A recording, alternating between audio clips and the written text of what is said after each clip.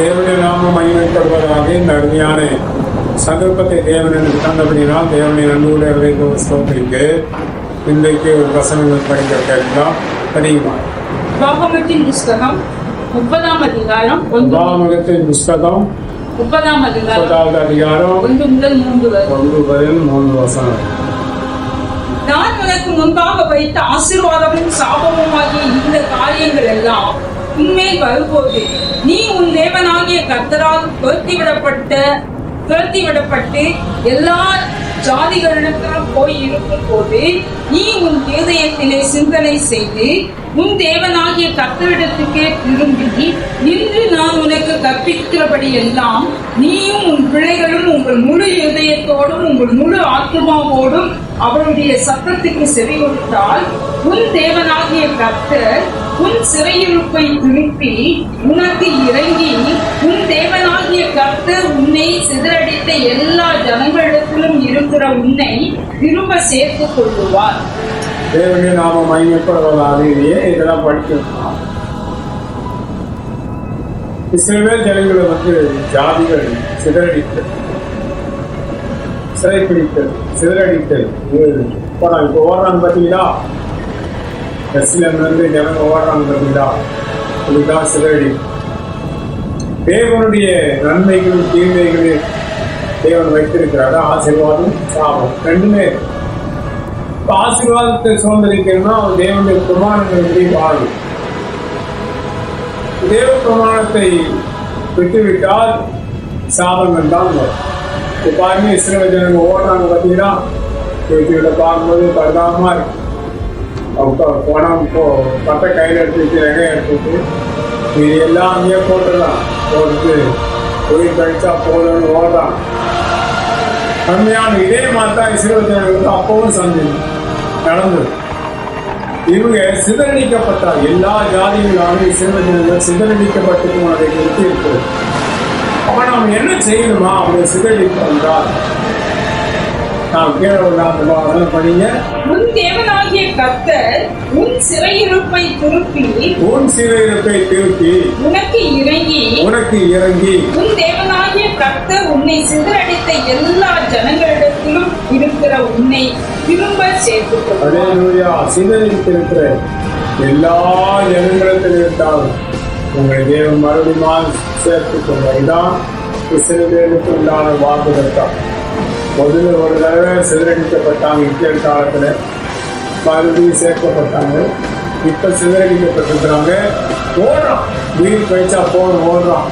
பிரைமரிஸாக போட சொல்கிறான், ஓடுறான். இத்தனையா சரியில்லை, அவனால் தான் அந்த வம்பு நாங்கள் பீஸ்ஃபுல்லாக இருந்தது. பிரமாணத்தை விட்டுட்டு அதான் ஓடுறேன். தேவன் சிதறடிச்சிட்டா. அவன் ஆப்பரேட் பார்ட்டி அடிக்க ஆண்டவரால் தெரியாதா? அவன் ஏவுகணை அவனுக்கு விரோதமாக திருப்ப முடியும். ஆனால் என் தேவ பிரமாணத்தை விட்டுட்டான். அதை குறித்து யோசிக்க மாட்டேங்கிறான்.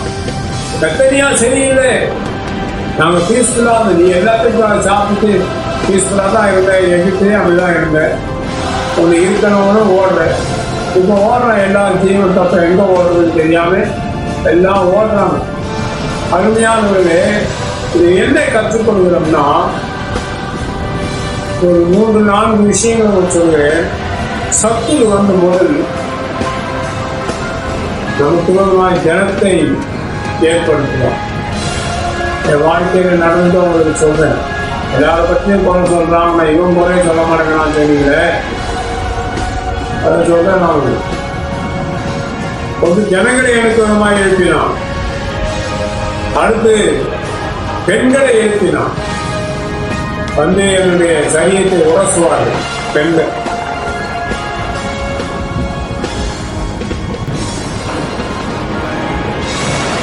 என்ன உரசுவா அவங்கள. நீ என்ன செய்வீங்க? ஜீவன் தப்பதான் ஓடுது. மூன்றாவது என்னன்னா, நம் குடும்பத்தாரை நமக்கு விரோதமாக எழுப்புவான்.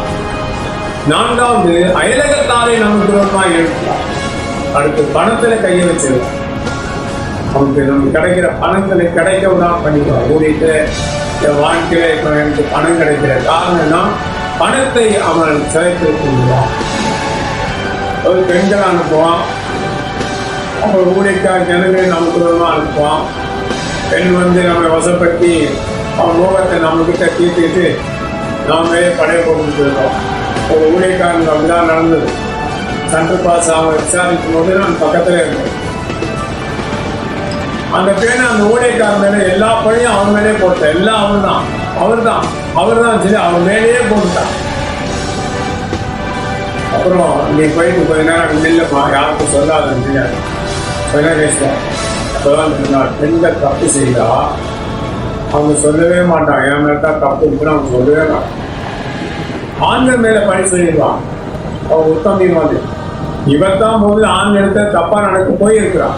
அது ஆண்டவருக்கு தெரியுமில்ல. ரொம்ப கூட்டிட்டு வீட்டில் இருக்கிறானே, நீ போகலாமா? உனக்கு பயந்துட்டாலே தனியா இருக்கிறான். வீட்டில் சுவாசிக்கிட்ட பொண்ணு யாரும் வந்துடக்கூடாது. கடைசியில் அவன் என்ன செய்தான்? மறுபடியும் கூப்பிட்டு பேச முடியும். அவன் ஒரு பதிலும் சொல்லல. ஏன் கடைசி நீ அங்கே போ, நீ இங்கே போய் மாற்றி விட்ட. அது சொல்ல ஊழியக்காரன் அங்கே போனப்போ ஒரு 3 மாதம் இருந்துட்டு வெட்டி எடுத்துட்டு போயிட்டே இருந்தான். ஒரு தவறும் ஒன்று செய்ய துணியாக இருந்த அவன் அது ஸ்தாபனத்தை விட்டு வெளியே போயிட்டான். ஏன்னா எல்லா தவறும் அவனை செய்ய தூண்டியவள், தவறு செய்ய வைத்தவள் ஒருத்தவங்க மாதிரி உள்ளே இருந்துட்டான். கடைசி நடந்தது என்ன? ஊழியக்காரன் போயிட்டான். ஆனா இவனுக்கு ஒரு பாதிப்பு வந்தது. நோய் வந்து விட்டது. விடுமா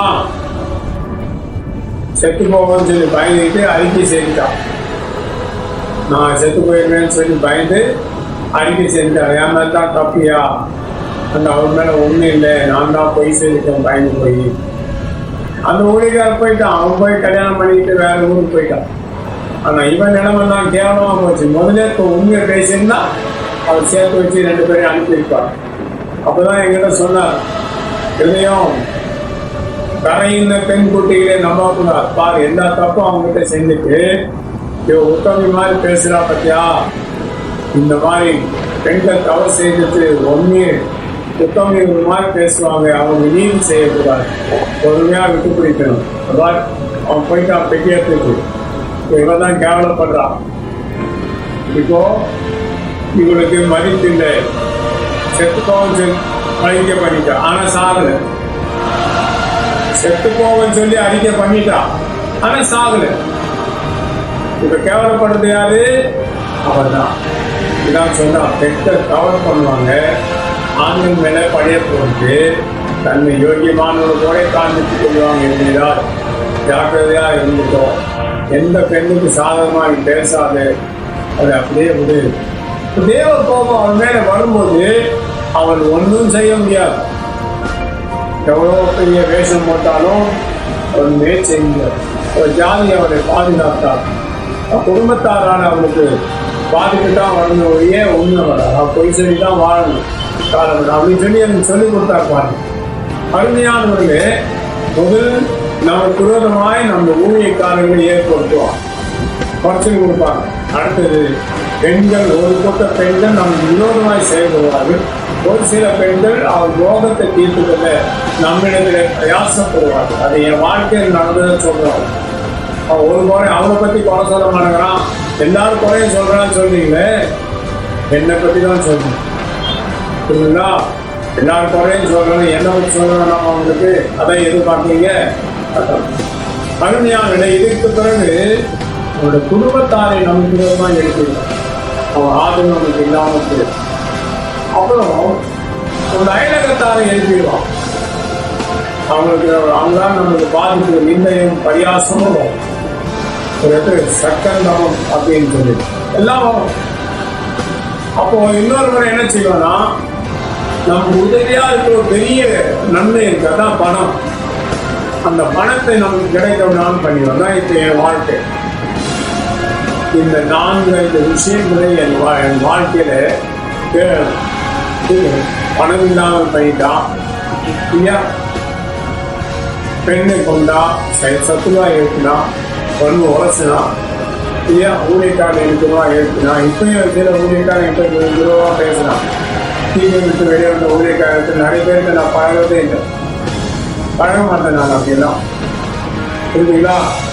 இப்போ இதில் அக்கிரமம் பண்ணிட்டு வரல, அதனால நான் யார் எடுத்ததும் பண்ணல, சரி அவங்க பக்கம். அப்போ சிறையிருப்பு என்பதை நம்மை சிறைப்பிடிக்கிறது எதையெல்லாம் பாருங்க, கருவியாக எடுக்கிறான். பணத்தை கண்ட்ரோல் பண்ணிட்டான், பணம் வரல.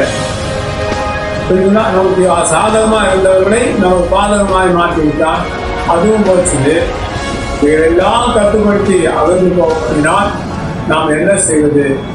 தேவனை சேவிப்பது கடினம். கையில் பணம் இருக்காது, நம் வாழ்வாதாரங்கள் எதுவுமே இருக்காது. இவைகள் எல்லாம் அவன் வசம் வைத்துக் கொள்வான். ஜாதி, ஜனம், பணம் எல்லாவற்றையும் அவன் வசம் வைத்துக் கொள்வான். நாம் தனிமையாய் நிற்கத்தக்கதான் இடத்துல நம்மை தன்மை கிடைக்கும். இதுதான் ஆண்டவராக இயேசு கிறிஸ்து வாழ்க்கை. எல்லாம் போயாச்சு. சிலுவை மரத்தில் அவர் தனிமையாக நின்றார். ஓடிட்டாங்க எல்லாரும். பேதுரு மறுதளிச்சு போயிட்டான். சரிங்களா? கூட இந்த ஜெபமன்றெல்லாம் ஓடி போயிட்டாங்க.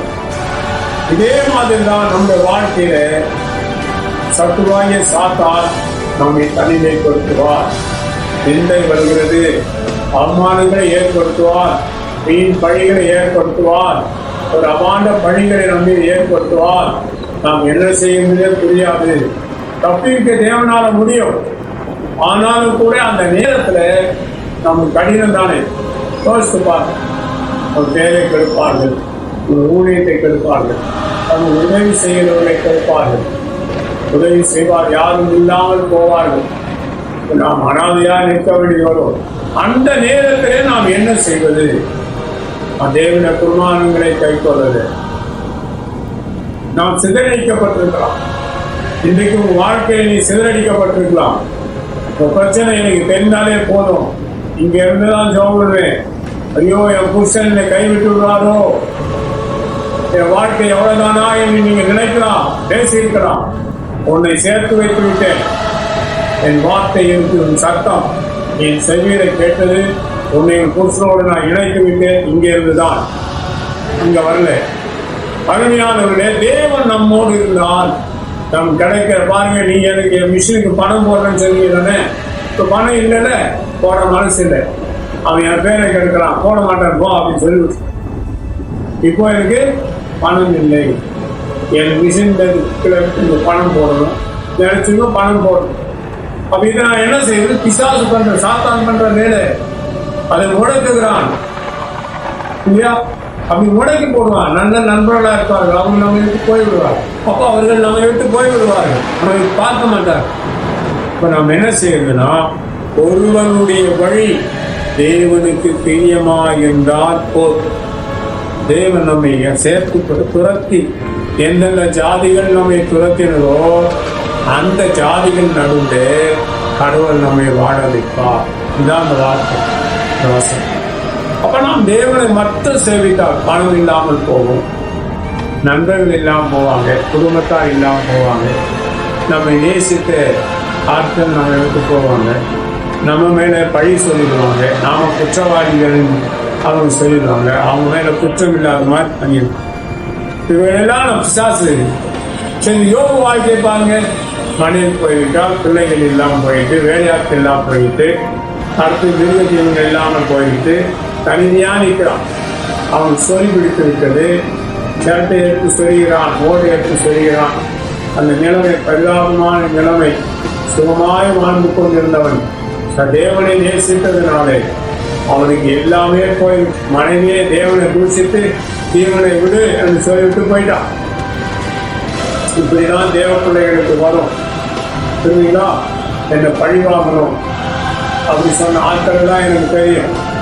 அப்போ நான் தேவனை தான் நேசித்து, நான் எளியவனாக தான் இருக்கிறேன், வலியவன் கிடையாது. எளியவனாக தான் வாழ்ந்து கொண்டிருக்கேன்.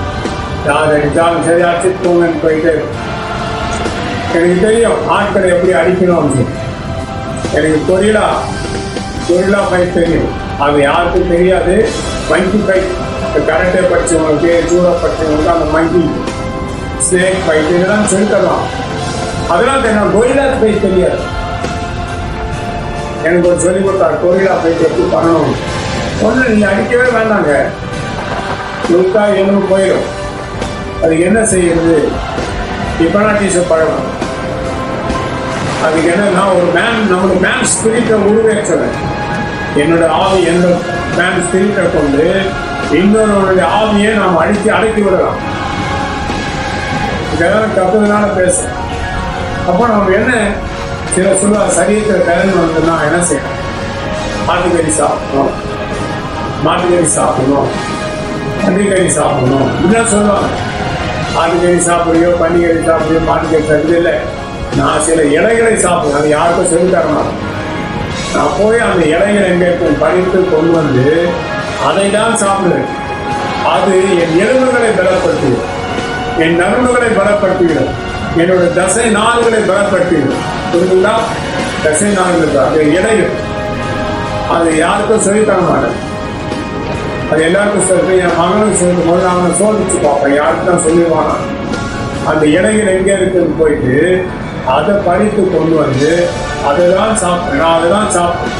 அது என் எலும்புகளை பலப்படுத்தியது, என் நரம்புகளை எல்லாம் பலப்படுத்தியது, என் தசை நாடுகளையும் பலப்படுத்தியது. ரத்த புஷ்டியை புரியுங்களா? அந்த இலைகளை தான் சாப்பிடுவேன். ஆட்டுக்கறி சாப்பிட்டா வெறும் ஆட்டுக்கறியோ, மாட்டுக்கறியோ, பன்னிக்கறியோ இதெல்லாம் நான் சாப்பிடுறது இல்லைங்க. இது எனக்கு பணம் தராதுன்னு எனக்கு தெரியும். வெறும் மூலிகைகள் தான், இவைகளை தான் சாப்பிடும். இது மட்டும் தான் நான் பார்த்து வச்சிருக்கேன். வேற யாருக்கும் தெரியாது. அதை நான் சொல்லி தரவும் மாட்டேன். அதை மட்டும் தான் நான் சாப்பிட்டேன். அது என்ன செய்யலாம்? உடம்பு ஒரு சிலா தான் வைக்கணும். ஆனால் மேன் ஸ்பிரிட் நன்மை எலும்புகள் எல்லாத்துக்கும் பலப்படுத்தும். அடித்தான் பிளாக் பண்ணாலும் எலும்பு உடைச்சிடும். அவன் தான் அழித்தான், அவன் பிளாக் தான் பண்ணுவோம். அது எலும்பு உடஞ்சு அப்படி பண்ணாலும் எலும்பு உடஞ்சிடும். அவனை துண்டாயிடும். காலை அடித்தாலும் அவன் குடிச்சு இழுத்தா எலும்பு உடஞ்சிடும். எல்லாம் நடக்கவே மாட்டான். அருமையானது அதெல்லாம் எனக்கு தெரியும். நான் அதெல்லாம் யூஸ் பண்ணுறது. ஏன்னா அடிக்க முடியல, அடிச்சுட்டு எத்தனை பேரை துருக்கி அடிச்சிருக்கேன். நான் 22 பேர் அடிச்சிருக்கேன். நான் உதயராம் 22 பேர் அடிச்சிருக்கேன். என்னை அடிக்க முடியாது. அவங்களால அடிச்சு நொறுக்கி ஒருத்தர் ஒரு இடத்துல அடித்தேன். வெளியே போகிற 3 வெளியே வந்து ஒரே அடிதான். எந்த இடத்துல அடித்தா அவன் சைடு எடுத்து போவான்னு எனக்கு தெரியும். அருமையானவர்களே, அவன் வெளிக்கு போகிற 3 தனியாக இறங்கிட்டு பஸ்ஸு அப்படியே வந்துட்டு வெளியே. அதுக்கு மேலே வந்து டியூபு தான், குடல் தான், தெருங்குடம். அது வெளியே போகிற 3 மட்டும் கொஞ்சம் ஒரு பஸ்ஸு அது அப்படியே வெளியே வந்துச்சு. அது விரும்பி தான் அவன் துணியை பிடிச்சே இழுத்து வெளியே தள்ளியிருக்கான். அருமையானவர்களே, அது அடிமுறைகள். ஆனால் அதெல்லாம் நான் யூஸ் பண்ணுறது எல்லாத்துக்கும் கூட அப்போ அடிக்கிறீங்களா? அடித்து மனப்பொருளும் அடி வாங்கிட்டு வந்துடுவேன். எனக்கு தெரியும் அவன் மரணடி அடிக்க எனக்கு முடியும். உடனே சாக மாட்டான். 10 நாள் கை செத்து போயிடும். ஏன் படிவேன் எங்கன்னா போவான், மயங்கி கீழே போவான், செத்துவான். அது உடனே பாதிப்பு உண்டாக்காது. எந்த இடத்துல எந்த நரம்பு இழுத்தா அவன் சைடுக்கு போவான்னு எனக்கு தெரியும். அருமையான ஏன் இதை சொல்கிறேன்னால், ஜனங்களுடைய சுவையிருப்பவர்கள் இருக்கிறது. அது கூட நமக்கு தெரிந்த விரலை நாம் செலவழித்திருக்கிறார். எனக்கு எவ்வளோ பேர் வந்தாங்க. நான் செலவழிச்சதே அடிக்கிறீங்களா? சரி அடிக்க அடி வாங்கி பண்ணுறது. ஆனால் ஒரு விசுவாசி எடுத்துக்கொள்க, வெளி இடத்துல அவ்வளோ யோகியமான நாட்கள்லாம் இருக்க மாட்டான். அவங்களுடைய அண்ணனும் கொலைக்காரமாக இருப்பான், அந்த பொம்பளை பிடிக்கா இருப்பான், கட்ட உத்தரவானா இருப்பான். வெளியே இடத்துல ஊழியக்காரன் அது டிபிஐ மாதிரி இருந்தார். அசூசியமாக வளர்ந்துறேன். அவரை போல இருக்கிறது கஷ்டம். அது என்னன்னா, நம்ம ஆண்டவரை நேசித்து வாழ்ந்தால் போதும். ஏதோ சொல்ல வந்த கடமை. அப்போ எனக்கு பாருங்க, தாரு அந்த அடிச்சு இந்த ட்ரெயினில் வந்து இப்போ உடனே மறதி வந்துடும். நிறைய மறதி எனக்கு ரொம்ப கஷ்டம். மறதி நிறைய இருக்கு. என்ன பேசுனேன்னு தெரியாது, மறதி வந்துடும். அப்புறம் வந்து கண் பார்வை ரொம்ப இதுவாகிடுச்சு. அதுக்கு பெலனு இந்த எலும்பெல்லாம் ரொம்ப வீக் ஆகிடுச்சு. அப்போ இருக்கும்போது என்ன செய்யணும்? நம்மை சிறை பிடித்தவர்களை தேவன் சிறை பிடிப்பார். அவர்கள் நடுவே நம்மை உயர்த்தார். உன் வாழ்க்கை ஒன்றுமில்லாமல் போகும் என்று நினைத்தால் உன் வாழ்க்கை புரட்சன் உன்னை சேர்த்துக் கொண்டார். இதுதான் பாக்கியம். புரியுங்களா? பணம் உடைக்கணும். நீ எனக்கு உதவி செய்யணும்னு நினைச்சா கூட உதவி செய்ய முடியாது. உங்கள் உள்ளத்தை எனக்கு விதமாக திருப்பிடும். அது அங்கே நிற்கும். பிசாசு ஏகப்பட்ட தேய்கள் எனக்கு விதமாக இருக்கும். அது உங்களை தடுத்துடும்.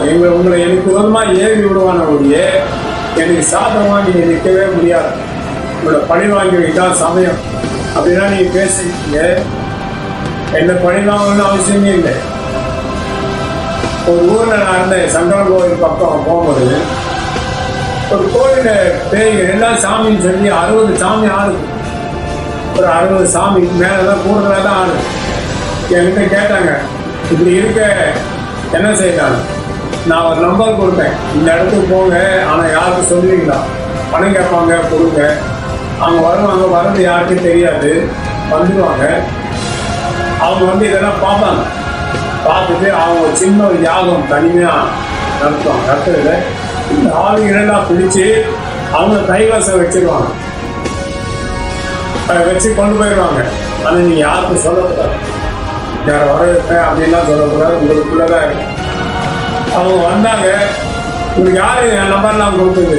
இந்த ஒருத்தர் வந்தார், அவருக்கு தான் கொடுத்தா. உடனே என்கிட்ட பேசினாங்க, அவங்க என் நம்பர் கேட்டாங்க, என்னோட ஃபோட்டோ கேட்டாங்க. சரி நான் தாரா அப்படின்னு சொல்லி கொடுத்துட்டேன். அவங்க வாங்கிட்டு போனாங்க.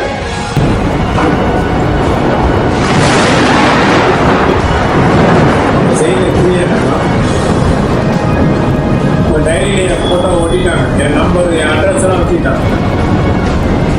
எனக்கு யார் தீங்கு செய்தாலும் அவங்களை கொண்டுவாங்க, அவங்கள கொண்டுருவாங்க.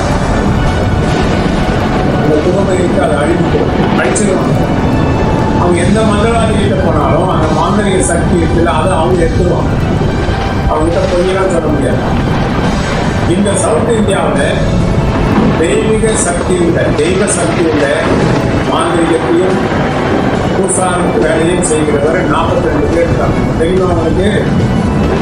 மாந்திரிகத்தையும் பூசாரி வேலை செய்கிற 42 பேர் இருக்காங்க. அவங்ககிட்ட பொய்யே சொல்ல முடியாது. இந்த சவுத் இந்தியாவில் மட்டும் அவங்களாம் அவங்களுக்கு தெரியுமா? தெரியாது.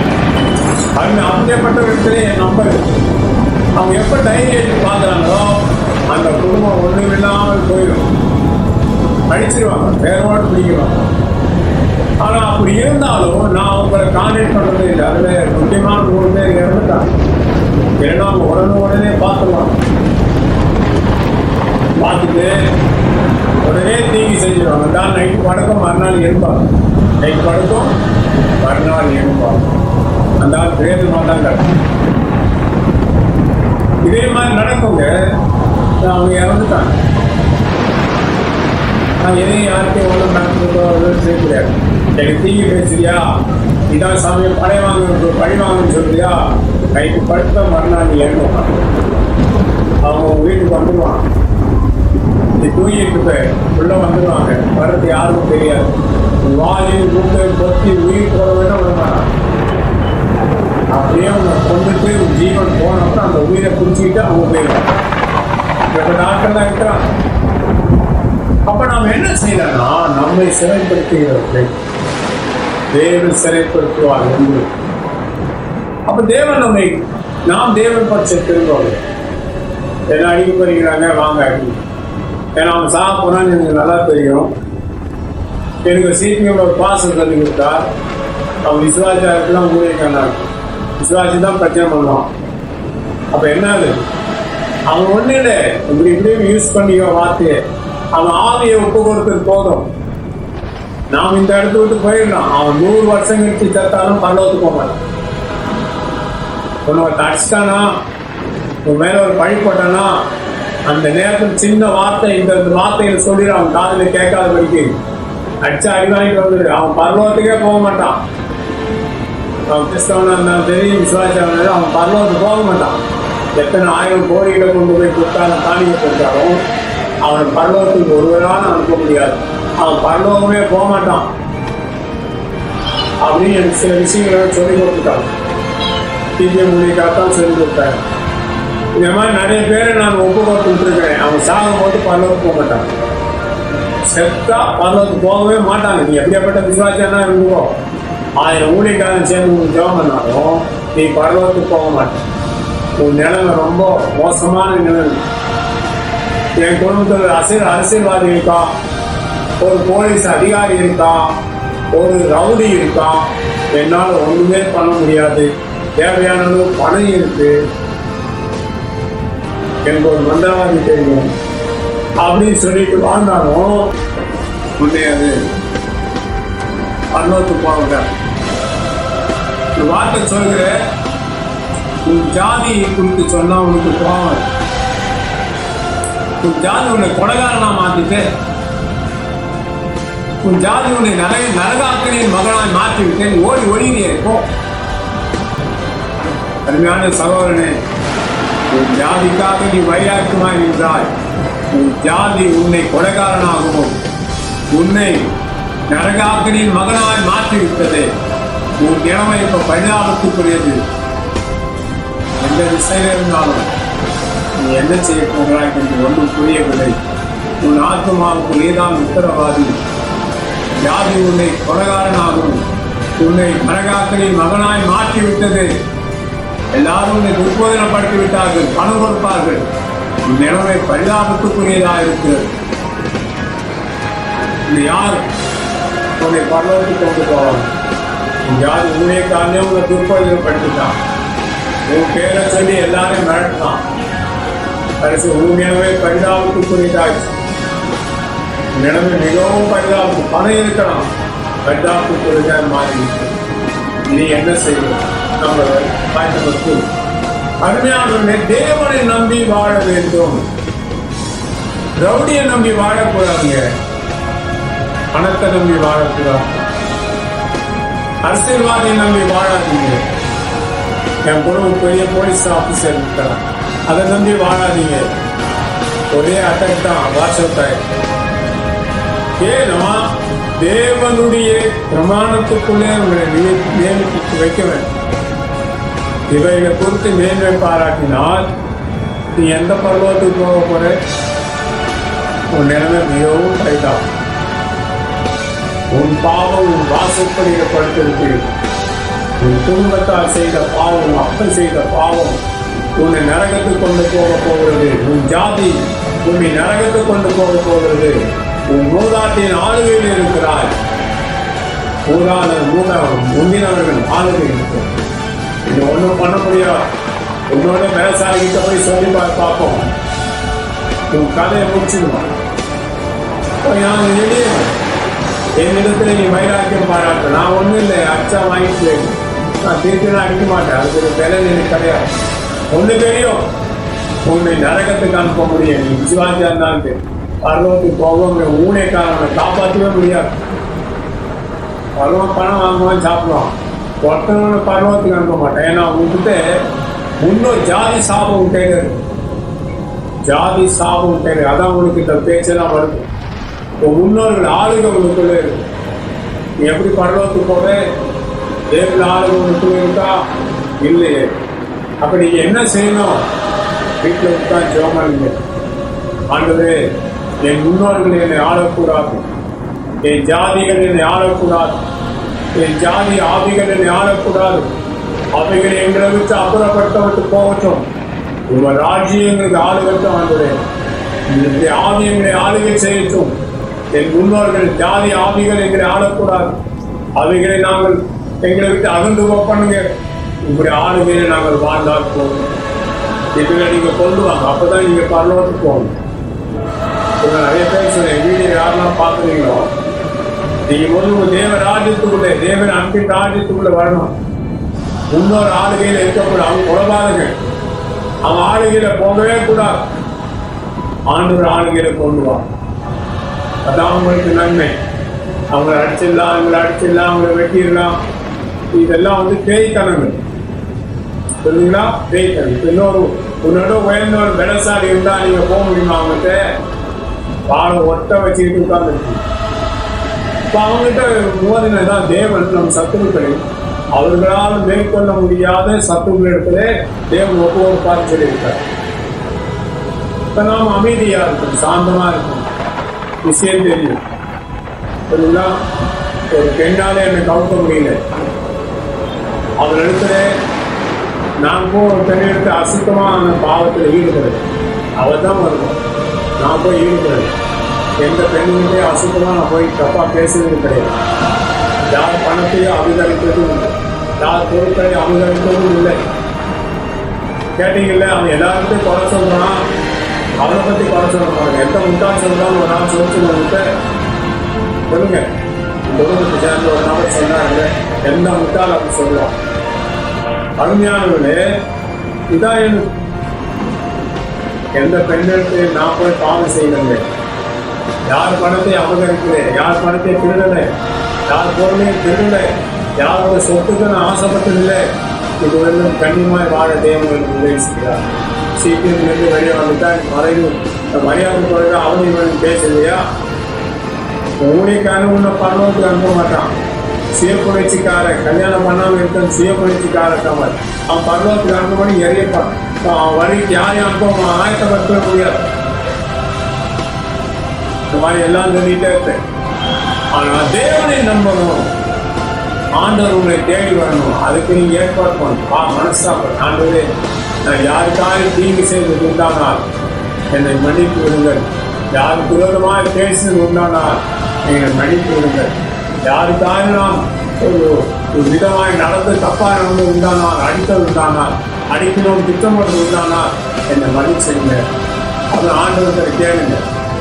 அதுதான் நம்மை செயல்படுத்தி இருக்கக்கூடிய இந்த அரசியல் செல்வாக்கு, ரவுடி செல்வாக்கு, போலீஸ் செல்வாக்கு, பண செல்வாக்கு, மந்திரவாதிகள் செல்வாக்கு நம்மை நரகாக்கு கொண்டு போயிடும். எவனும் உன்னை பரலோகத்துக்கு அனுப்ப மாட்டான். சொல்லுங்க. எனக்கு வேண்டப்பட்டவங்க இல்லை. எங்க ஏரியாவில் 500 நண்பர்கள் இருந்தான். பீடியூர்லேருந்து கல்பாக்கம் வரையிலும், சென்னையிலேருந்து அரப்பாடு காத்தாடி வரையிலும், இந்த பக்கம் செங்கல்பட்டை தாண்டி 500 நண்பர்கள் இருந்தாங்க. ஒருத்தரையும் நான் இருப்பதை 82 டோர்னமெண்ட் விளையாட்டு கூப்பாக்குவாங்க. இங்கே விட்டுட்டு அவங்க வேற ஏரியா போய் நெட் பேச்சு தான். கம்மியாக 500க்கும் மேற்பட்ட நண்பர்கள் இருந்தாங்க. யாரையும் நான் கேட்பது எல்லாரும் தள்ளிட்டு என் நண்பர்களே இல்லைன்னு சொல்லி ஒரே ஒரு நண்பன் உண்டு. ஆண்டவன் ஒருவர் தான். நீ அடித்தாலும் அடி வாங்கி போயிடும். ஏது அறிஞானே உன் பாவம் உன் வாசப்படியிலே படுத்து. இங்க 2 பேர் அடித்தாங்க. வேற ஊருக்காரன் கல்லடிச்சு 15 பேர் கல்லடிச்சான். ஒரு கல்லு அவன் நேரம் விழாமதி அவ்வளோ கல்லு நான் தான் வாங்கிப்போம். எப்படி வாங்கினேன்? அங்கே அந்த விதையெல்லாம் தெரியும். ரோட்டடி சண்டை, அதில் karate, judo, kung fu, kick boxing, boxing இதெல்லாம் ஒன்றும் நடக்காது. கோல் சண்டை, இதெல்லாம் மான் பொங்கு சண்டை, ஸ்டிக் ஃபைட்டு எதுவுமே ஒன்றும் செய்ய முடியாது ரோட்டடி சண்டையில். அது எனக்கு தெரியும். நீ 50 பேர் சோடா பாட்டு வீசினா அவ்வளோ சோடா பாட்டு வாங்கி கீழே போடணும். இது எப்படின்னு எனக்கு தெரியும். கல்யாணோட இது எல்லாம் நான் விட்டு விட்டு எனக்கு வேண்டாம். இந்த பாவ செயல்கள் எனக்கு வேண்டாம். துப்பாக்கி விளையாடும் போது கூட என்னை அடிப்பார். நான் முட்டை வச்சா எங்கே தட்டு தட்டிட்டு போயிட்டே இருக்கேன். கால் பட்டாலும் தெரியாது. அவனும் குக்கர் அடிச்சுருங்க. இந்த சோடரை தட்டி ஒருத்த 3 கண்ணை அடிச்சு 4 கண்ணை அடிச்சு கீழே வந்து மூக்கு சோடரை மூக்கு எல்லாம் தேஞ்சி எழுந்து போயிட்டான் வெளியே. நாக்கு கடிச்சு பல்லு கீழே வந்து கோல் போயிட்டான். விளையாட வருங்க. ஒரு கோல் கீப்பர் எனக்கு ரொம்ப இஷ்டம். ஒரே ஸ்டார்ட் தான், கார்னர் ஸ்டார்ட். என்ன அடிச்சு அந்த கோல் போஸ்டில் பட்டு ரிட்டர்ன் போய் அவன் முகத்தில் அடிச்சு இந்த இடத்துல பட்டது தான். ஏன் பண்ணி அடிச்சது பழி பால் மேலே வரும். அந்த கோல் போஸ்டில் பட்டு வந்து இவன் என்னையா பண்ணுவான்? ஒரே ஷாட் தான். அதோட அவன் பிற்பாடு கொடுத்தான் விளையாடு. அருமையானது. ஏன்னா ஆண்டவரை நம்பணும். இப்போ என் கையில் ஒன்றுமே ஒரு விரலும் கிடையாது, எதுவுமே இல்லை என் கையில். ஆண்டவர் போதும். நீ எந்த பாவம் செய்தியோ அது உன் வாசப்படி படுத்து. ஒரு ஊழியக்கான குறை சொன்னீங்கன்னா ஊருக்கு அப்படி வந்து என்னோட ஊழியத்தை ஒருத்தி அப்படிதான் குறை சொன்னான். கடைசியாக அவன் வேலை செய்கிற இடத்துல ஒரு பெண்ணிட்ட தப்பாக நடத்த முயற்சி தான். அது அந்த பாவம் அவனை பிடிச்சான். அவன் கேவலப்பட்டுட்டான். இதே மாதிரி தான் என் வேலைக்கு எடுத்தால் நீ உன் நிலவு பரிதாபத்து கொண்டுட்டா போயிடும். எந்த பெண்ணிடத்துல நான் போய் இதுவரை தப்பாக பேசலைங்க, தப்பாக பேசல, தப்பாக பழகலை, தப்பாக நடக்கலை, நான் போய் செய்யலைங்க. இது வேணும் தேவனின் மட்டும் இல்லை பாருங்க. நீ என் மேலே கோவப்படுறதுல போகுது. நீ ஆண்டோட விசாரித்து பாரு. யாருக்கிட்ட தப்பாக இருந்தாலும் சொல்லியிருந்தா தேவனுக்கு உண்மை வந்து உண்மையை பேசுறது பார்ப்போம். அவங்க போய் தானே சொல்லுவான். அப்போ தேவனுக்கு பயந்து வாழ்ந்தா போதும். ஆண்டவர் மட்டும் நம்பி இருக்கிறாங்க. இப்போ வேற யாரும் எந்த ஆதரவும் எனக்கு கிடையாது. எந்த ஆதரவும் எனக்கு இல்லை. சிலர் மாட்டுக்கறி சாப்பிட்டாங்க, அதான் அவனுக்கு வெறனா மாட்டுக்கறி சாப்பிடுங்க வெறன்னு சொன்னான். அவனு சொன்னா பன்னிக்கறி சாப்பிட்டா வெறன். இதெல்லாம் வெறன் இல்லைங்க. எனக்கு தெரிஞ்ச சில மூலிகை அதை தான் நான் சாப்பிடுவேன். அதை கொண்டு வந்து சாப்பிட்டா போதும். எலும்புகள், நரம்புகள், தசை நார்கள் எல்லாமே வெறனா. இந்த கையை வந்து குத்துனா இந்த கை வயிற்றுக்குள்ளே போயிடும். நல்ல பயிர்னா இந்த வயிறு இருந்தாலும் இது உள்ளே போய் வெளியே எடுத்துட்டு வந்துடும். கையை உடலை தான் உதவி. அப்படி இருந்த கை தான் இன்னைக்கு இப்படி இருக்கு. இப்போ அந்த பதம் இருக்கு. எனக்கு அது பாவம் வேண்டாங்க.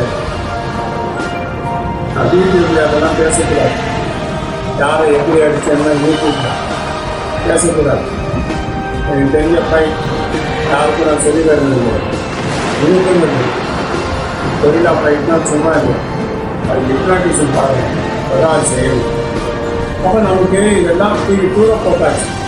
யாருன்னா அடித்தா வாங்கி போட்டுருக்கேன். இப்போ அடிவாங்க திறனே கழிவு போயா வந்து அடிச்சுட்டு நான் ஒன்றும் சொல்லணும். ஆனால் உன் ஆலையை கட்டி எங்கே வச்சிருக்கேன்னு உங்களுக்கு தெரியாது. அந்த டெக்னிக் தெரியுமா? எனக்கு தூரமா நீ வந்துட்டு உன் ஆலையை எங்கே கட்டி ஒரு ஊழியக்கான ஒரு வரலாற்று நான் பண்ண நீ நரகாப்பனின் மகன். குடும்பமே ஒன்றுமில்லாமல் போக பார்க்கணும். நரகாக்கு நீதி வேண்டும். பல்லவனா போக முடியாது. எந்த சாப்பிடும் ஊழியக்கானும் பல்லவத்தில் அனுப்பக்கூடாது. ஏன் இதை சொல்லுது? உன்னை சிதறடித்தவனை தேவன் சிதறடிப்பான். சிறப்பு பார்த்து ஓடுறான். அவங்க தேவனை தேடலைங்க. இப்போ ஓடுறாங்க. உலக இருக்க வர மாதிரி இருக்கு. அவன் அமர்றான். அவங்கவுங்க இருந்து எக்ஸ்பெரி ஆகிற ஏவுகணை குண்டு இதெல்லாம் ஆட்சியாக இருக்கு. எக்ஸ்பெரி ஆகிற ஸ்டேஜ் இருக்கு. குண்டெல்லாம்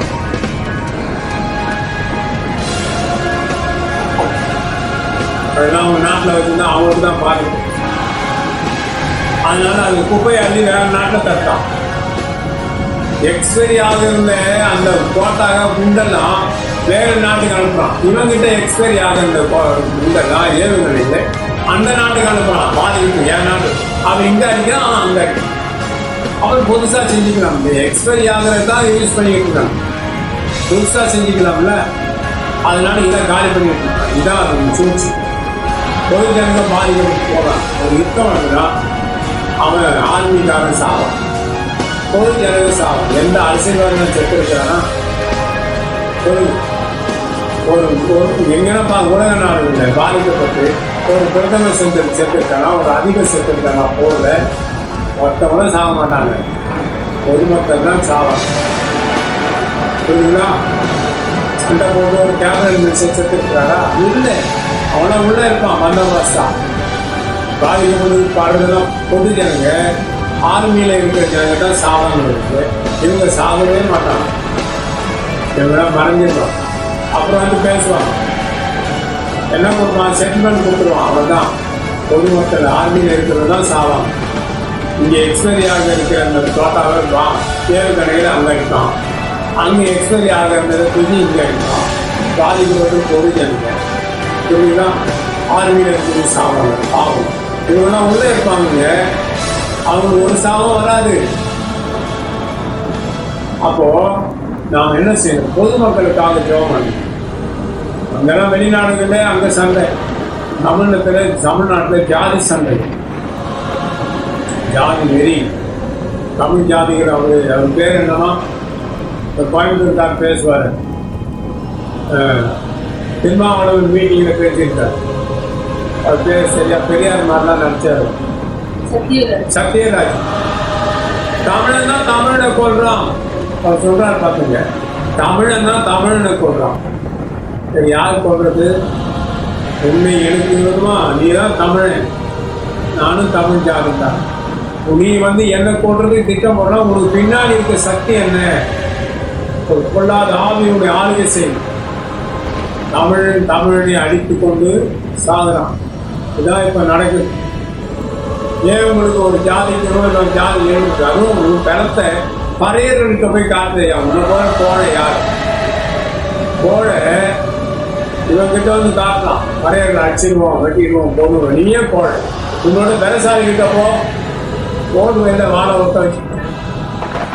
அப்போ தமிழர்களுக்குள்ளவே வெட்டி குத்திக்கிட்டு சாகுறாங்க. இந்த அவலை நிலை மாறணும். இதெல்லாம் தூண்டி விடுறது யாரு? அது கண்டுபிடிக்கும். அது தெரியாம நீங்க கோபப்படுத்துற பிரயோஜனம் இல்லை. நீ எனக்கு வேணுமா வர காரணம் என்ன? உன்னை இயக்கிற ஒரு ஆகிய வல்லமை இருக்கு. இவங்கெல்லாம் ஒன்னா சேர்ந்தா, தமிழ் குடிகள்லாம் ஒன்னா சேர்ந்தா நம்மளை வாழ விட மாட்டாங்கன்னு சொல்லிட்டு ஊருன்னு ஒன்று வச்சிருக்காமல, அவன் படையனுக்கு சாம்பவனுக்கு தான் பயந்தான். அவன் என்ன செஞ்சான்? அவன் செய்கிற வேலை என்ன? இந்த பெண்கள் எல்லாம் கொண்டு போய் அவன் ரோகத்துக்கு ஆளாக்கிடும். அதனால பயந்து போய் அவன் போய் காலில் போய் விழுந்தான். அவன் என்ன செஞ்சான்? எல்லாருக்கும் குலதெய்வத்தை உருவாக்கி கொடுத்தான். அவனை சுற்றின்னு இவங்களை வச்சுட்டான். இவன் நடுவில் அக்கரகாக வச்சுக்கிட்டான். ஏன்னா சாம்பம் உள்ள போய் அவனை கொண்டு விடக்கூடாதுன்னு வச்சுட்டு இவங்களெல்லாம் சுற்றியே வச்சுட்டான். நீங்கள்லாம் ஊருக்காருங்க படையினா அவன் அங்கே இருக்கிற அவன் சேர்க்கூடாது கொண்டு இருப்பான். ஏன்னா அவன் வந்து இவனை கொண்டுதாங்கிற பயம். அதான் இன்னும் வரையிலும் ஓடிட்டு அண்ணாங்களே உங்களை முட்டாள் ஆக்கி வச்சிருக்கிறாங்க. ஆதியெல்லாம் கட்டி வச்சிருக்கிறான். ஏன் தமிழர்களுக்குள்ள சட்டை? இதெல்லாம் யாரோ ஒருவன் ஏங்கிக் கொண்டே இருக்கிறான். இதை புரிஞ்சுக்கிற தமிழ் குலமே, அதை புரிஞ்சுக்கோ. தமிழுக்கு போகாது. உங்களை இயக்குகிற ஒரு அந்தகார சக்தி இருக்கிறது. அது உன்னை நாசப்படும். ரொம்ப பேசினா ரொம்ப நெட்டு காலியாக இல்லையா? நாங்கள் அதுக்கப்புறம் ஜெபம் பண்ணுவோம். பிரசங்கத்தை மட்டும் தான் எடுப்போம். அதுக்குள்ள தேவனை துதிச்சு பாடல் இதெல்லாம் எடுக்க மாட்டோம். அடுத்து நாங்கள் ஜெபம் பண்ணுறதுலாம் போட மாட்டோம். மெசேஜ் மட்டும் கடைசியில் 2-3 வார்த்தை ஜெபம் பண்ணோம், அவ்வளோதான். அவர் இது ஜெபமே இருக்காது. 2-3 வார்த்தை ஜெபம் பண்ணுவார், அவ்வளோதான். அதுதான் செய்ய முடியும். என்ன வேணும்? ஆன்லைன் ப்ரேயர் நடத்தினா வருவீங்களா? லைனில் வாட்ஸ்அப் குரூப்பை நான் ரிலீஸ் பண்ணணும். நீங்கள் வாட்ஸ்அப் குரூப்பில் ஒரு நம்பர் அனுப்பி தருவீங்கன்னா ஒரே இடத்துல இருந்து இங்கேருந்து அவங்க வந்து அங்கே இருந்து ஜெபிக்கலாம். யார் வருவீங்க? வரமாட்டீங்க. அப்போ 2 நிமிஷம் தான், 2 வார்த்தை தான் ஜெபம். சரி, அடுத்த இதெல்லாம் போ. அடுத்ததான் படிமான அவசியம். ஏசாயாவின் புஸ்தகம் 58வது அதிகாரம் 8ஆம் வசனத்தை படி கேட்கலாம். அப்பொழுது விடிய காலத்து வெளுப்பை போல உன் வெளிச்சம் எழும்பி உன் சுக வாழ்க்கை சீக்கிரத்தில் குளிர்த்து உன் நீதி உனக்கு முன்னாலே செல்லும். கர்த்தருடைய மகிமை உன்னை பின்னாலே என் பின்னே வரும். தேவ ஜனமே, தேவனுடைய மகிமை உங்கள் பின்னே வரும். உண்மை யார் வருவார்? படிங்க. உன் நீதி உனக்கு முன்னாலே, நம்முடைய நீதி நமக்கு முன்பே செல்லும் நேரம் வரும். நமக்கு பின்னே தேவனுடைய மகிழ்ச்சி நம்மை தீர்த்து வரும். அப்படியானால் நாம் என்ன செய்வோம்? இப்படி வரும்போது தேவன் நம் நீதி முன்னாடி போவோம். தேவ மகிமை நாம் தீர்த்து செய்கிறார். அப்போ நம்ம சுபவாழ்வு எனக்கா சோமன் என் சுபவாழ்வு பணம் இருந்தால் யாருக்கா எனக்கு பணம் இல்லை. பணம் கேட்கன்னு நினைச்சேன். பணம் இல்லை. எனக்கு பணம் போடுறேன்னு எண்ணினோம்னா நான் போட மனக்கட்டோட போயிட்டான். என் பேரை கேட்டான், பணம் போட மாட்டேன். அஞ்ஞானங்களே விசாசானது முதலாவது ஜனங்களை நமக்கு ஊழியக்காக ஏற்படுத்தும். பெண்களை நமக்கு ஏற்படுத்தும். இன்னொரு கொண்ட பெண்களை ஏற்பி நம்மை நம் பரிசுத்தத்தை எடுத்துக் போட முயற்சிப்போம். அடுத்து நம் கையில பணம் வராதபடிக்கு அதை தடுத்து கொள்வோம். அடுத்து நம் குடும்பத்தாரை நம் குடும்பமாக ஏற்படுத்துவோம். அடுத்து நம் அயலகத்தாரை நம் குடும்பமாக ஏற்படுத்துவோம். தேவ ஜனமே, அதுக்கு ஜெபம் நமக்கு எந்த சத்தத்தை வளர்த்துதான் சுகவாழ்வு எப்பவுமே நம்முடைய நீதி நீதி யாரு ஏமாத்துல எந்த பெண்ணோட வாழ்க்கை நான் இருக்கிறேன், யாரும் பணத்தை அபகரிக்கிறேன், இதுவரை உண்மையாக வாழ்க்கை உபதேசிக்கிறார், இதுதான் ஒரு ஊழியத்தை கெடுக்கிறேன், கண்டிப்பாக வாழ்க்கை செய்கிறார். சீக்கிரம் வெளியே வந்தால் மழையாளத்துடன் செஞ்சேன். நான் எப்படி வாழ்ந்தது தெரியுமா? புரியுதா? என் லைஃப் தெரியுமா? வாழ்ந்தது தான் தெரியும். என் பசுத்தவங்க எவ்வளோ சொல்லி கொடுத்தீங்க, எவ்வளோ கடினமாக வளர்த்தாங்க தெரியுமா? அவ்வளோ இல்லை மறுபடியும் அண்ணாயா வாங்கிட்டு அவன் இவனை அடிச்சிடலாம், கை வாங்கிடலாம். அதெல்லாம் கொடாதான் நீ உங்களுக்கு தெரியல, அந்த கொடாதான் உங்களை இயக்குவதற்கு தெரியும். குடிபோதையில் பேசுறது, குடிபோதை பெஞ்சம், இதெல்லாம் கொண்டாதான் நீ அதை நீங்கள் தான் ஜெயிக்கணும். அதை நீங்கள் தான் ஜெயிக்கணும். நான் அமைதியாக போயிட்டு நான் என்ன செய்யணும்? ஏன்னா எனக்காக அந்த சிங்காசனை காட்டும். பாவம் செய்கிற ஆத்மா சாவும். என்னை என் ஆத்மாவை ஆதரிக்கிறோட தேவன் இருக்கிறார். அதான் எனக்கு ஒரு சிங்காசனம். என் பிள்ளை கேட்கிறான், பணம் இல்லையப்பா. பணத்தெல்லாம் விசாரணை முறையிட்டான். என் வெறுமையாகி போட்டான். நீங்கள் அதுதான் சொல்லணும். பணம் வேணும், பணம் எனக்கு நிறைய கற்றுக்கு கொண்டு வரலைங்க. பிள்ளைங்களை கற்றுக்கணும். என்கிட்ட வாங்கி சாப்பிட்டு என் பைத்தியக்காரன் புரியுங்களா? தேவனை நம்பி ஒரு மனிதன் எவைகளில் இருந்து ரட்சிக்கப்படுகிறானோ, ஆண்டவருக்கு வரான் ரட்சிக்கப்படுகிறானோ, அதுக்கு தான் அவங்க சோதனையாக வரும். எனக்கு வருவதெல்லாம் வட்டாரம் தானே, புரியுங்களா? வட்டாரம் தானே, அதுதான சோதனை. அதில் தான் நீ எதிரே அந்த ரட்சிக்க, நீ பொம்பளை பொறிக்கான ரட்சிக்கப்படுத்தா ஊழிக்கான ஆனாலும் உனக்கு அதில் தான் சோதனை. நீ பேர் சேவ் பண்ணிச்சுட்டாங்கன்னா உனக்கு அதில் தான் சோதனை. திருடனா இருந்தால் அதில் தான் சோதனை. எதிர்ந்து தேவன் பட்சம் வந்தாலும் விசாச அதே வகையில் தான் ஒரு சோதனை உண்டாக்கி ஒரு பகுதிதான். நீ என்ன செய்ய போறீங்க? ஒரு ஜாதி வல்லமையை நீ வாழணும்னு நினைச்சா அதில் தான் உன்னை தருவோம். தேவனுக்கு வந்துட்ட தேவராஜ்யத்தை ஏற்றுக்கொள்வோம். தேவனுடைய ஜனங்களாக இருக்கிறோம். அப்போ நாமும் தேவன் ஏற்றபடியே நம்ம வாழ்க்கை போகும். நம்மை தப்பாக ஏற்றுகிற அந்தகார சக்திகளை நாம் ஜெயிக்கும். அதான் என்னோட ஆசை. இது தப்பாக இயக்க பார்க்குற அந்தகார சக்திகளை நான் ஜெயிக்கணும். அதுதான் எனக்கு. அவன் சுக வாழ்வை துணிக்கப்படுவார். அவன் தேவன் நம்மை கைவிட மாட்டார். தேவன் நமக்கு உதவி செய்வார். என் மகன் கம்ப்யூட்டர் இன்ஜினியரிங் டிப்ளமோ முடிச்சிருக்கான். 98% முடிச்சிருக்கியா? சிவில் இன்ஜினியரிங்கில் ஒரு சப்ஜெக்ட் தெரியுது. ஏன் தெரியுதுன்னு எனக்கு தெரியுது. எனக்கு தப்பு இல்லை. அடுத்து அது என்ன படிச்சிருக்கேன்? இன்ஜினியரிங் படிச்சிருக்கான். டேட்டா சயின்ஸ் படிச்சிருக்கான். டேட்டா இன்ஜினியரிங் படிச்சிருக்கான். டேட்டா அனலைசிஸ் படிச்சிருக்கான். புரிஞ்சுங்களா? அதுக்கு வேலை கிடைக்கணும். அப்படின்னு பிள்ளைங்க நல்லா இருக்கும். பிள்ளை இவ்வளோ சிவில் என் பிள்ளை வாழ்க்கை கிடைக்கும் நினைக்கிற சாபமாக அமையும். புரியுங்களா? இது தெரியாது. ஏற்கனவே ஜாதியில் சாபம் இருக்குது. முன்னர் செய்த பாவம் ஜாதியில் இருக்குதா? அது முன்னே நரகத்துக்கு போங்க. எந்த ஊழியக்காரன் சரி, நீ அரிசியம் பெற்றாலே பரலோகத்துக்கு போக முடியாது. நீ நிலம பரிதாபம். பரலோகத்துக்கு போக முடியாது. நீங்கள் போக வேண்டிய இடத்துக்கு போயிடுவீங்க. பரலோகம் உங்களுக்கு கிடையாது. அதெல்லாம் சொல்லுங்கள். தேவனை அங்கி கத்தனை அங்கி கொள்கிறவன் பார்க்கணும். போன நேரம் இது கவனி. நீ உங்களை சீர்படும். சுக வாழ்க்கையை ஏமாற்றக்கூடாது, சொல்லக்கூடாது, திருடக்கூடாது. மற்ற பணங்களை அவங்க வாழ்க்கையில் அவங்க எந்த பெண்ணோட வாழ்க்கை நான் கற்றுக்கிட்டேன். என் பேரை கெட்டால் கற்றுக்கிட்டு அதுக்கு வேணும். ஆம்பளை என் பேர் கெட்டால் நான் வாழை கழிச்சு போயிட்டேன். ஒரு பெண்ணோட வாழ்க்கை என்னால் கற்றுக்கொள்ள அந்த பாவத்தை செய்யணும். ஆம்பளையா பெண்ணுக்கு காரணம் வந்தால் சாகரம் போகாது. எவனாலும் ஊறி மறைப்பான். அந்த ஊழியக்காரன் ஊறி மறைச்சா அந்த ஊழியக்காரன் பெரிய போயிட்டான். ஆனால் அவனுக்கு அந்த பாவம் அவனை இல்லவே இல்லை. வியாதிப்பட்டவனும் உண்மையை சொல்லிட்டான். செத்து பரலோகம் போவான உண்மையை சொல்லிட்டான். போய் சாகலை.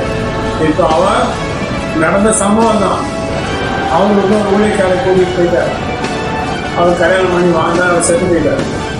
அந்த சகோதரி பாவத்தை பண்ணி மாட்டிக்கிட்டார். அந்த யார் தேவை என்னன்னு நான் சொல்ல வந்தேன். அருமையானவர்களே, தேவன் நம்ம கைவிட மாட்டான். தேவன் அண்டிக்கொண்டு வாழ்வு, ஜாதி அண்டிக்கொண்டு வாழ. அதான் நல்லது. ஜாதி அண்டிக்கொண்டு எவ்வளோ பணம் வச்சுட்டாலும் நீ பரலோகத்துக்கு போக முடியாதுல்ல. நிலைமை எவ்வளோ புதுசாக ரட்சிக்கப்பட்டிருக்கலாம். நீங்கள் ஆண்டவர் ஏற்றுக்கொண்டிருக்கலாம். பழைய கிறிஸ்தவர்களை பார்க்க வேண்டாம். அவன் கெட்டு போயிட்டான், அவன் ஜோடி முடிஞ்சது, அவ்வளவுதான். புதுசா ஆண்டவரை ஏற்றுக்கொண்ட நீங்க ஏறி போயிட்டே இருங்க மேல. ஆண்டவருடைய கரம் உங்களுக்காக காத்துக்கிட்டு ஏறி போங்க. பழைய கிறிஸ்தவனை பார்க்காதீங்க, அவன் கதை முடிஞ்சிட்டு. ஆண்டவர் அவனை சேர்க்க வரப்போகிறதில்லை. முந்தினவன் பிந்தினவன் ஆவான், பிந்தினவன் பிந்தினவன். இந்த வார்த்தை நிறைவேற போகிறது.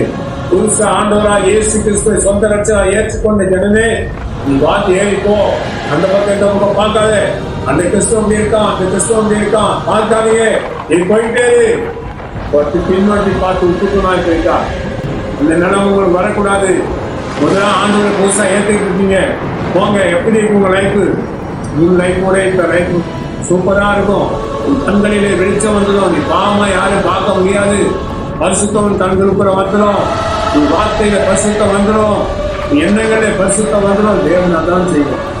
நீங்க பார்த்து ஏறிப்போங்க சகோதரி, ஏறிப்போ. தேவன் மனுஷன் ஆயிட்டார். நீ தேவ மனுஷன் ஆயிட்டீங்க. நீ சினிமா ஆக்டரா இருக்கலாம், ப்ரொடியூசரா இருக்கலாம், பைனான்சரா இருக்கலாம். ஆண்டவர் ஏற்று பண்ணீங்கல்ல, போங்க மேலே ஏறி போயிட்டே இருங்க. பின்னோக்கி பார்க்காதீங்க. அந்த கிறிஸ்தவன் இருக்கான், இவனெல்லாம் பார்க்காதீங்க. அவன் ஜோலி முடிஞ்சிட்டு அவன் ஆண்டவர் வரைக்கும் போக போறதில்லை. தேவ ஜனமே, பணம் வசதி செல்வாக்கு இருக்கலாம், போயிட மேலுக்கு. இன்னைக்கு வந்துடும். முன்னாடி போன ஆண்டவர் காலம் உங்களை இழுக்கிறோம். அவர் கரத்தை பிடிச்சிங்களை தூக்கிடுவார். பெரிய பாக்கியம் உங்களுக்கு கொடுக்கும். பழைய கிறிஸ்தவங்களை எல்லாம் பார்க்காதீங்க. அவெல்லாம் அக்கிரமக்காரன் ஆயிட்டான். இந்தினோதான் இந்தினோ போயிட்டான். இந்தின நீங்க வயதான காலத்துல ஏற்ற நேரத்தில் ஆண்டவன் சந்திச்சிருக்கிறார். இந்த பாக்கியம் உங்களுக்கு கிடைச்சிருக்கு. வேற ஏறி போங்க. உங்களை பார்த்து பயந்தவனா இப்ப உங்களுக்கு பேசுறானோ அவரே படாதீங்க. ஆண்டவர் உங்களுக்கு சகாயம் செய்வார். முன்னாடி போயிட்டே இருங்க. உங்க பிள்ளைங்க பருவத்துக்கு போறாண்டா, பருவத்துக்கு போறாண்டா, இது வேண்டாம் நமக்கு. பிள்ளைகளை ஆயத்தப்படுத்துங்க. உங்க குடும்பத்தார் ஆண்டவருக்கு ஆயத்தப்படுத்துங்க. குடும்பமா போங்க ஆண்டவருக்கு. அவர் உங்களை காலம் பிடித்து தூக்கி வருவார். அந்த பாக்கியத்தான தந்திருக்கிறார். ஜெபிக்கிறாங்களா? அன்புள்ள ஆண்டவரே, ஞான சந்தர்ப்பத்தை கொடுத்ததுக்காக உங்களுக்கு நன்றி. அதிகமா ஜெபம் பண்ண சொல்றாங்க. ஆண்டவரே, ஜெபிக்க முடியும், உங்களுக்கு நேரங்கள் செல்லும். ஆண்டவரே, என் பிரசனத்தை கேட்க இருக்கிற ஒவ்வொருவரையும் நீ மாற்றியும் அவளுக்குள்ளே இருக்கிற உண்மைகளின் சாபங்கள் அவர்களுக்கு போகணும். ஜாதி ஆவிகள் அவர்களுக்கு போகணும். ஆண்டவர்கள் வைத்து பார்க்கட்டும். அவளுக்கு உதவி செய்ததும் பாதுகாப்பு இருக்காரும். நான் இடைப்பாடி கூட்டத்தார், நான் இந்த கூட்டத்தார் சொல்றாங்க கிறிஸ்தவங்க, அதெல்லாம் பருவத்துக்கு கொண்டு போகாது, பாவத்துக்கு யூஸ் பண்ணிவிடும். தேவனே, தேவப்பட்டவரெல்லாம் தேவ பட்சத்தில் தேவ ராஜ்யத்தின் கூட்டத்தை சேர்ந்தவன். ஆண்டவரால் இயேசு கிறிஸ்துவை பின்பற்றும்படி அழைக்கப்பட்டவன். அவரே எனக்கு போதும் என்று சொல்லி நீ அவர்கள் சிலுவையை எடுத்துக்கொள்ளும் பின்பற்ற அவர்கள் உதவி செய்யும்படி வேண்டிக் கொள்கிறேன். பார்த்துள்ளோம். இயேசு கிறிஸ்து நாமத்தில் பிதாவே. ஆமென். Praise the Lord. God bless you.